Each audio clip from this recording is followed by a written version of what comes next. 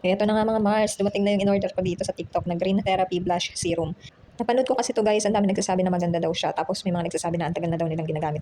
Kaya nga yun, napacheck out na ako kasi kailangan ko rin guys. Kasi kawawa naman yung ano ko, lip tint na ginagamit ko. Kaya kailangan na siyang palitan. Pinagtiisan ko lang kasi talaga siya guys na matagal kahit di ko siya masyadong gusto. Kasi akala ko hindi na ako makahanap na mas better sa kanya. Charis! Eh sakto rin kasi paalis kami ni Mudra Hills. Kaya ayun, tinry ko na rin siya. Ganda niya guys. Parang ano lang siya. Natural lang na nag-blush ka. Tapos di ka matatakot pag nakapalan mo siya kasi yung pagka-pink niya, pink lang talaga. Yung kahit nakapal na, pink pa rin yung kulay niya. Kasi may mga na-try ako guys na ano eh, yung pink siya pero kapag nakapalan mo, habang kinakapalan mo, nagiging red yung shade niya. Eh yun, ito hindi, pink talaga siya kaya kahit kapalan mo siya ng kapalan kahit ang dami mong nailagay, hindi ka kakabahan na baka magmukha kang binom. Charis. Hindi ka kakabahan kahit ano, makapal siya. Tapos ang ganda ng pagka-pink niya, oh. Ano lang, pa-baby girl lang. Charis. Ano lang siya, parang fresh lang yung ano niya, yung pagka-pink niya.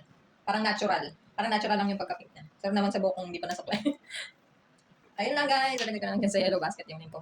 Tingin nyo worth itong bilhin. Napakamura lang ito guys. Ayun lang. Pwede rin siya dito sa Labi. Bye!